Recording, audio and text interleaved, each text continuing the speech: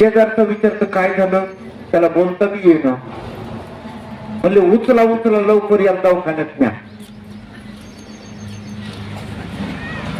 गेलं दवाखान्यात. आता रात्रीचा 1 वाजलेला. डॉक्टर साहेबांचं सगळं बंद. त्याच्या घरापर्यंत गेले. डॉक्टर साहेब याला बघा काय झालं बघा. तो म्हणे काय झालं रे. काय झालं माहित नाही पण काहीतरी औषधी द्या. डॉक्टर साहेबांना आणलं ते स्ट्रेचरवर त्याला झोपवलं. काय खाल्लं होतं विचारलं. त्याला तर काही बोलता येईल ना. त्याचे शेजारी झोपलेलो त्याला सांगितलं पंक्तीला शेजारीच बसायचं ना. ते म्हणे डॉक्टर साहेब यांना गुलाबजामुन खाल्ले. पण इतके. ते म्हणे खाल्ले डॉक्टर साहेब आता काय करतात. कुठला तरी माणूस आहे सज्जन आहे म्हणे. सज्जन आहे म्हणे का गुलाबजामुन खाव का सज्जनानं. असली कुठे पद्धत नाही म्हणे. कसंही करा याला वाचवा. वाचू बाबा पण याच्या पोटात औषधी गेलं पाहिजे ना. मग त्या डॉक्टरनं काय सांगितलं एक गोळी याला त्याच्या पोटात जाऊ द्या. गोळी पोटात गेली की गुलाबजामुनचं पाणी होईल आणि मग याचं पोट रिकाम होईल. ठीक आहे. ते म्हणे साहेब पुन्हा सांगितलं मला पेन आणि कागद द्या. मग त्याला पेन कागद दिला. त्याच्यावर लिहिलं कागदावर गोळी जाण्याजोगती जर जागा इथं शिल्लक असते तर अजून अर्धा गुलाबजामुन नसता का म्हणे खाल्ला. मग आता मला सांगा किती खाल्ल्यावर तृप्तता येईल.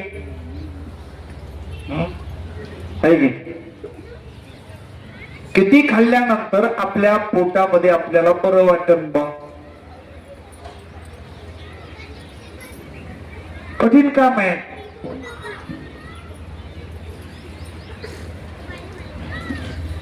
भर्तृहरी नावाचा राजा,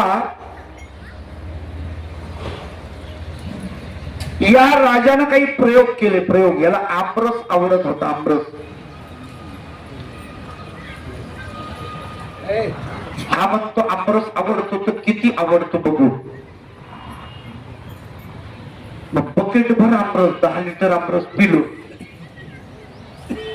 किती तुम्ही सर्वांनी आघोरीच का मग सांगायले तुम्ही.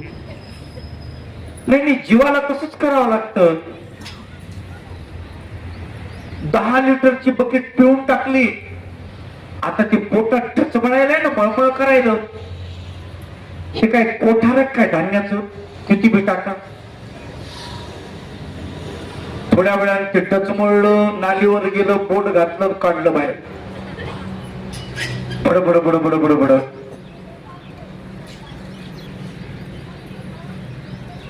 आता तर शांत बसाव की नाही.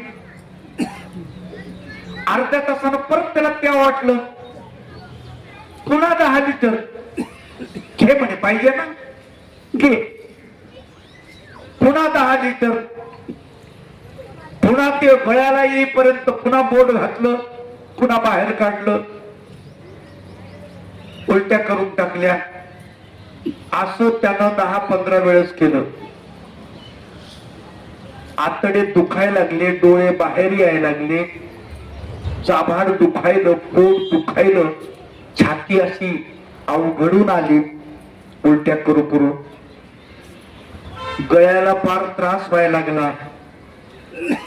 गळ्यातलं आतलं जे कातड असतं नाजूक असतं ते त्याला त्रास व्हायला लागला. एवढे झाल्यानंतर थोड्या वेळाने त्याला विचार केला की आता आपल्याला खावं वाटतंय पुन्हा. आणि त्यानं सांगितलं की जे मनाला वाटतं त्याचं काही खरं नाही. त्याच्या नादी लागू नका. वैराग्य शतक नावाचा त्यांनी ग्रंथ लिहिलेला आहे. 3 शतक लिहिले. नीती शतक, शृंगार शतक आणि वैराग्य शतक 100 श्लोक आहेत. शृंगार शतक त्यांनी लिहिलं, संन्यासी माणसाने वाचू नये, इतकं कठीण आहे. जर संन्यासी माणसानं वाचलं, तो जर कच्चा असेल, त्याचा धर्मभंग झालाच म्हणून समजा. इतकं सौंदर्याचं वर्णन केलेलं आहे त्यांनी. त्याला शृंगार शतक असं म्हणतात. स्त्रीचं सौंदर्य, पुरुषाचं सौंदर्य याचं वर्णन त्यांनी केलेलं आहे 100 श्लोकामध्ये.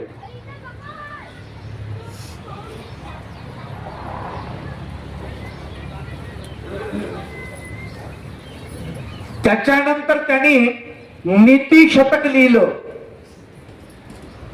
100 ओव्या. इतक्या सुंदर आहेत की नीती कशी असायला पाहिजे. विचारवंत माणूस त्याने जर वाचलं ते तो म्हणत नाही असंच वागायला पाहिजे. इतकं ते नीती शतक त्या माणसाला बोलवून टाकतं. वैराग्य शतक, हे वैराग्य शतक जेव्हा वाचतो माणूस, तेव्हा कितीही कामुक माणूस असू द्या प्रपंचातला, त्यालाही वाटतं की हा प्रपंच सोडून द्यावा. इतकं सुंदर वर्णन त्यानं त्याच्यामध्ये केलेलं आहे. ते वैराग्य शतक लिहित असताना त्यांनी हे प्रयोग केलेले.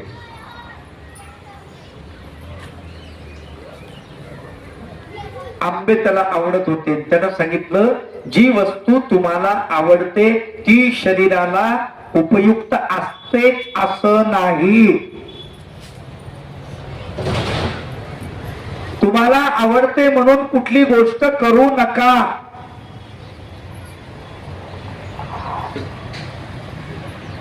अशा प्रकारे इंद्रियांना जिंकणारा जो आहे तोच पुढे जातो. आणि म्हणून इंद्रियांच्या वर आरूढ होणारा पाहिजे असं वर्णन इथे आलेलं आहे.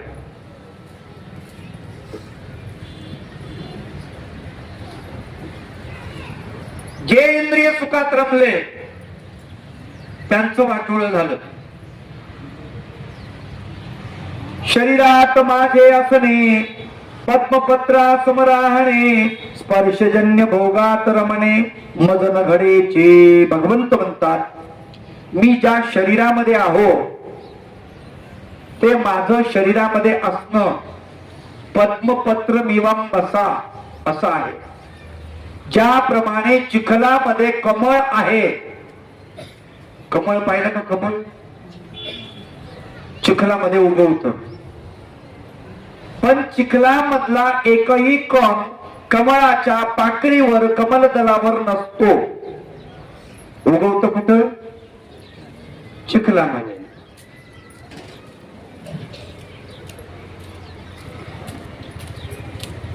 धोपा पाहिजे का? धोपा कमळ नसन बघितलं. धोपा, धोपा, धोप्याचे पण काय म्हणतात तुझं? आमच्याकडे आळू म्हणतात, तुमच्याकडे धोपाच म्हणतात ना? चिमकुरा. हा, चिमकुरा. चमकुऱ्याचे पान कसे असतात? त्याच्यावर जर पाणी पडलं तर ते पाणी त्यावर चिटकतं का? चिटकत नाही, वर गळून जात असं राहत नाही. स्वामी म्हणतात, चक्रपाणी भगवंत त्या कामाख्याला, मी या शरीरामध्ये आहो, तुला शरीर पाहिजे आहे, पण या शरीरामध्ये मी कमलपत्रासारखा आहे. शरीर मला चिटकून नाही आणि मी शरीराला चिटकून नाही. भाषा कळली पाहिजे ना, पण नाही का? कामांत माणसाला भाषा कळणार नाही.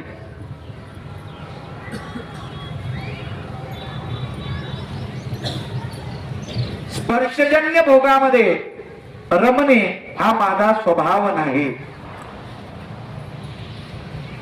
पती पत्नीचं जे सुख आहे किंवा नर मादी एकामेकाला भेटतात, आलिंगन देतात, त्याच्यातलं जे सुख आहे त्याला स्पर्शजन्य सुख म्हणतात.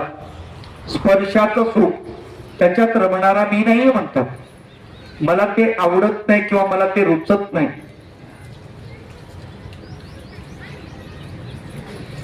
अकर्ता मी कर्म करून मज कर्माचे नसे बंधन. मनुष्य जन्म कर्म दिव्यदान मुक्त होशील त्यामुळे. अकर्ता मी कर्म करून, मी कर्म करतो पण मी अकर्ता आहे. कर्म करून माणूस अकर्ता कसा काय होऊ शकतो? कर्ता कोणाला म्हणतात? कर्म करणाऱ्याला. स्वयंपाक करणाऱ्या बाईला स्वयंपाकीन म्हणतात. नाव काय पडलं? स्वयंपाक करणाऱ्या माणसाला 10 लोकांचा, 15, 20, 50 लोकांचा स्वयंपाक करणाऱ्याला आचारी म्हणतात. त्याच्या कर्मावून त्याचं नाव पडलं, तो कर्ता झाला.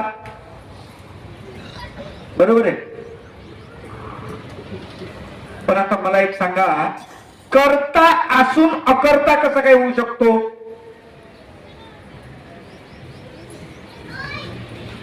उदाहरण सांगतो, तुम्हाला लगेच पटेल.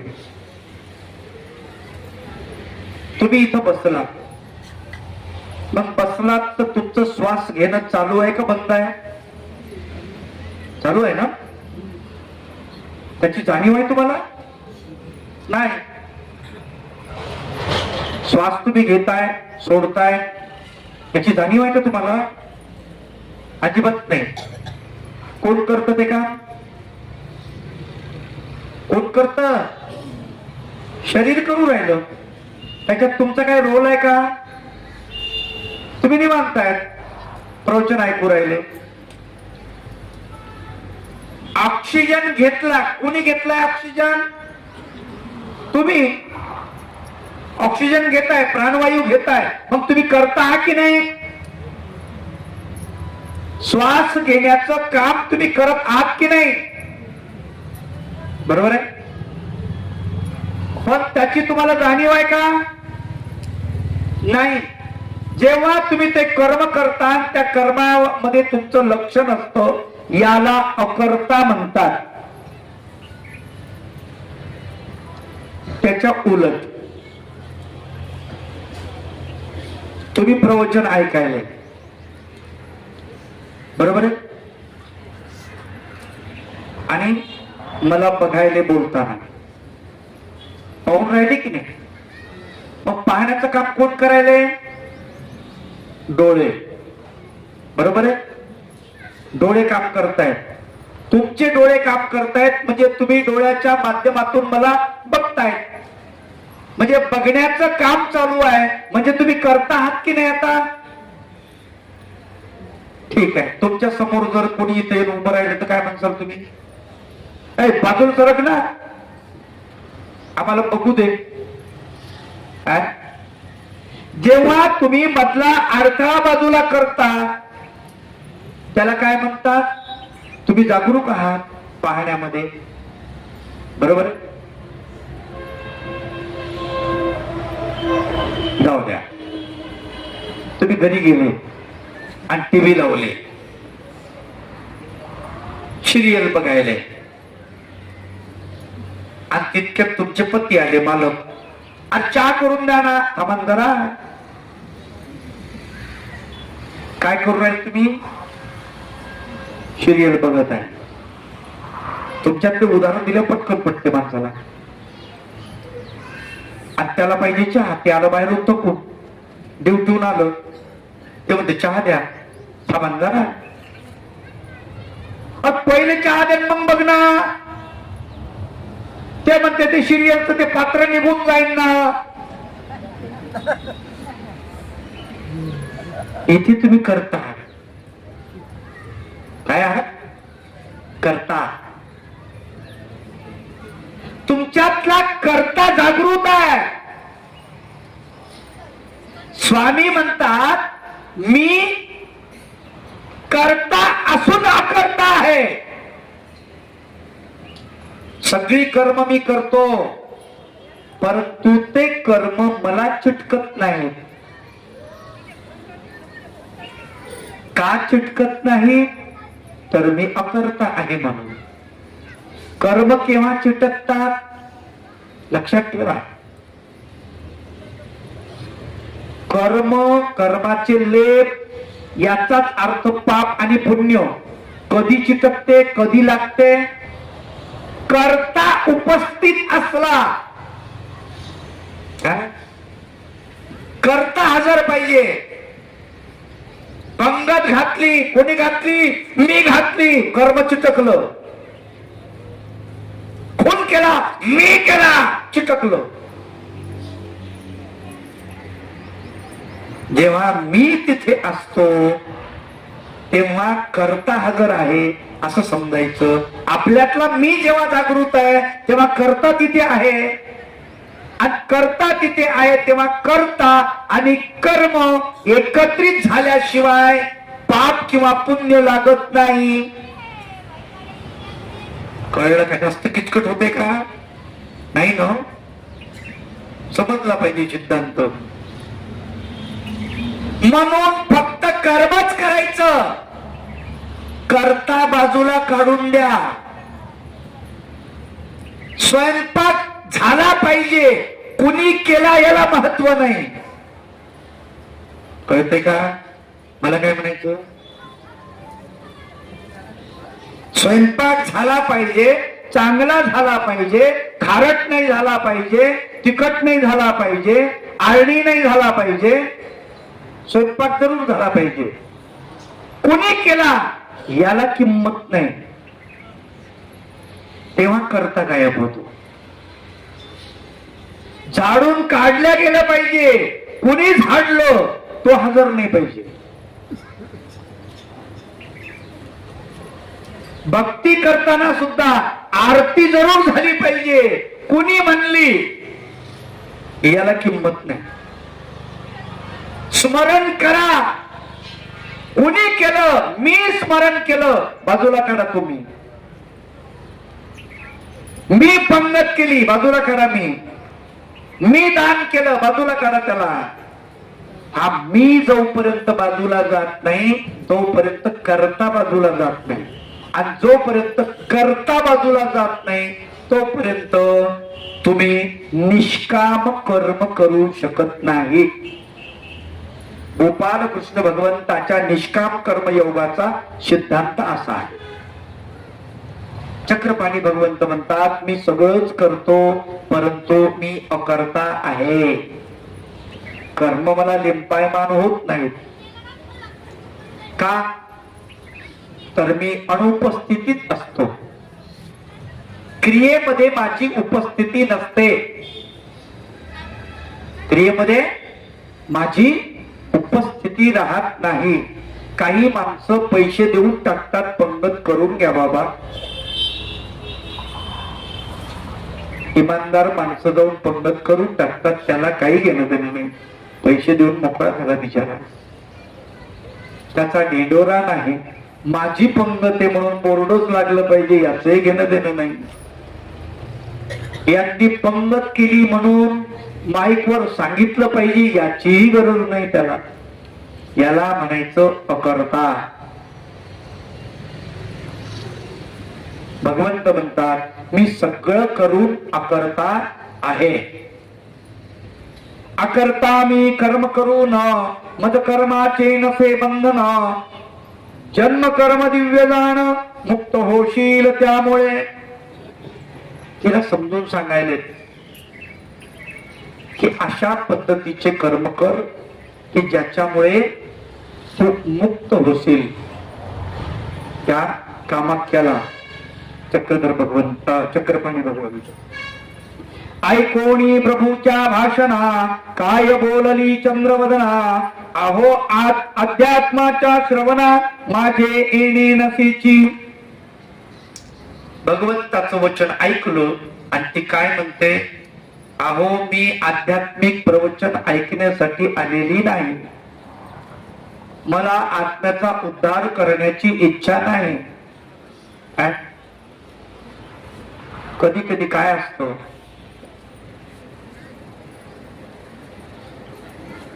माणसाला किती समजून सांगा, किती चांगलं द्या, ते चांगलं घेत नाही. त्याचं लक्ष कशावर असतं? वाईटावर असतं. कशावर असतं? वाईटावर. त्याला चांगलं नकोच असतं.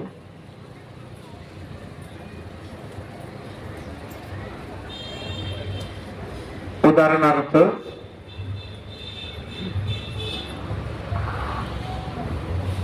एखाद्या गाढवाला, आपल्या मराठीत म्हणे ना, गाढवाला गुळाची चव काय आहे का?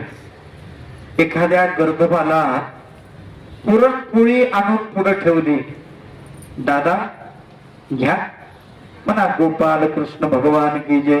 ते म्हणते काही मजा नाही उरली याच्यात, बरोबर? कारण त्याला कशात मजा आहे? उकिरडा फुंकण्यामध्ये. ते उकरड्यावर जाणार, तिथलची घाण उचकटणार आणि त्याच्यामधून काढणार. स्वामी चक्रधर महाराज फार सुंदर उदाहरण देतात. जैसा काक सुकराचा, काक म्हणजे कोण? कावळा. आणि सुकर म्हणजे कोण? डुक्कर. कावळा काय करतो? कावळा असे तो बुडी अंतू चोडी खोबी, चोच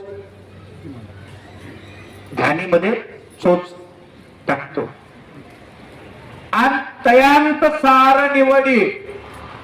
त्याच्यामध्ये काय निवडतो? सार. आता मला सांगा, ते सगळ्या गावाचा निसार आहे, बरोबर आहे? सगळ्या गावाची घाण बाजूला टाकलेली, त्याच्यात सार आहे का? पण तो त्याच्यात सार निवडतो. अवघड आहे की नाही? किंवा सुकर असे, ते बोडी अंतू चोडी खोबी, तोंड आणि तयांत सार निवडी. स्वामी म्हणतात तयांत कैसे सार, ते तिचे सार तेही असारच की. तिथला सार सुद्धा असारच आहे. पण त्याला कळलं पाहिजे ना. कोणाला? त्या डुकराला किंवा त्या कावळ्याला. अहो, डुकराचं काय घेता? माणसाला कळत नाही. एकदा डुकराची पंगत बसली, 200-300 डुकर पंक्तीला बसली मस्त. आणि त्याच्यात एका लहान डुकराने विषय काढला. का रे म्हणे, आपण हे खातो, माणसं काय खात असतील? एक म्हातारं डुक्कर होतं. हे गप्पच म्हणे, जेवण करताना कचाळ गोष्टी काढू नये म्हणे. अशा कशाला घाण विषय काढायला आले म्हणे तू? अर्थ कळला? म्हणजे माणसं काय खातात? डुकर काय खात? घाण खात. आणि माणसं काय खातात? त्याला खातात. बरोबर आहे की नाही? मग मी म्हणतो, ज्याच्यावर डुक्कर जगलं तेच खावा ना. इनडायरेक्ट कशाला? काय काय अभक्ष भक्षण करतील, अपेय प्राशन करतील, समजत नाही माणसाला, आहे की नाही? तिला काय कळायले? तिच्या डोक्यामध्ये वेगळंच भूत. ती म्हणते, मी काही इथे तुमचं ब्रह्मज्ञान ऐकायसाठी आली नाही. मला काय पाहिजे? मला तुमचं शरीर पाहिजे. त्याची मागणी करायसाठी मी आली. मला हे नाही पाहिजे.